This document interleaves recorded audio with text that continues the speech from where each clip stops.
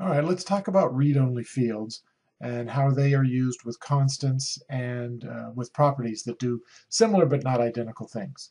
All right, so let's start with some code. And so we have a project here where we're going to do a little demo of the read-only keyword. And I'm going to go ahead and create a new class here, and I'm going to go ahead and keep it inside of the same file just for simplicity. Of course, normally I'd make that in a different file. But I'll create a class of some arbitrary name and say that there's some piece of information that I want to be able to present to the outside world about class widget. And so how would we do that? Well, let's see. It's a piece of information, so it has to be stored in some sort of field. So let's say it's an int, and let's call it maximum capacity, like so. All right, so we've said that that is a piece of information we want to present to the outside. So at some level, we know that we need something that's going to be public, like so. What we have now here is a simple public field. There's a couple of issues. One, we really don't like to have fields that are public.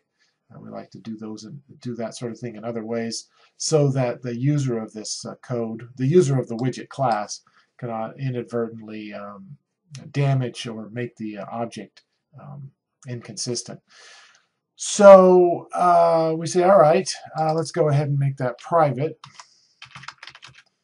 Okay, and then we need some way to present it to the outside world. So we could say public int. I'll call this maximum capacity or maximum cap, and I'll make it in uppercase. And then I will have a get part that returns maximum capacity.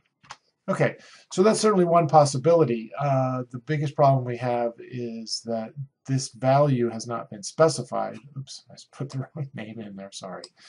Maximum capacity. The first problem we have is that this value hasn't been specified, so we need to do that. We can do that in a couple of places. I could do it here at the declaration, and let's just say that it's 10. And the second problem is that this value is not constant. In other words, I want this value, maximum capacity, to be constant throughout the lifetime of the program, but right now that's not the case, and maximum capacity could be changed by any method or property associated with class widget. It couldn't be changed from the outside, in other words from main, but still we would like to state that this maximum capacity is not going to change. So what we could do is we could say that this is a constant. All right, so then maximum capacity cannot change, and it's only returnable here. All right, so that's one possibility. One thing that I do notice here is that this value 10 is something that's known at compile time. And if your value is known at compile time, you can certainly use an approach that I've just showed you. But there are cases where what we like is a value that's not known at compile time. It's not determinable until we actually run the code. And what's that going to look like? Well, let's say that for whatever reason we want the let's say the born on date.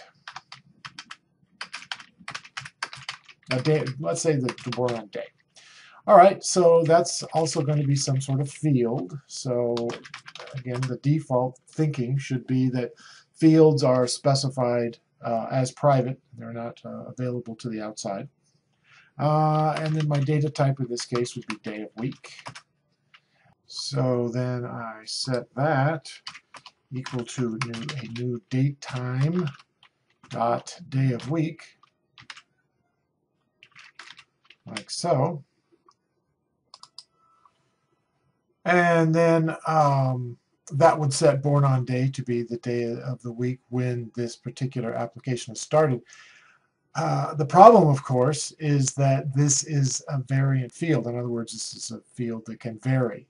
So just like with maximum capacity, I don't want the possibility, and I also basically want to document the fact that born on day will not change throughout the lifetime of the run of this particular program.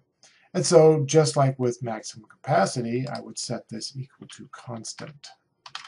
All right, and then we get a problem because this is not determinable at compile time.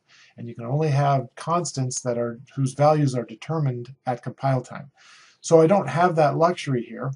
So instead what I'm going to do is I'm going to say that this is not constant but read-only. All right, so what does read-only mean? Read-only is like a constant that is determined at runtime. In other words, the only time that this field, born on day, can be given a value is at initialization time. So in other words, it can be given a value here, or should I choose to, I could create a constructor. Let's see, public widget. And I could give born on day a value there. And in fact, I'll give it the same values just to show that same idea, the same concept of this is the day of the week. So you can do it there. However, what you cannot do is create some method. And, oh, I need to be void. Some method that then modifies born on day. Equals, or again, the same code.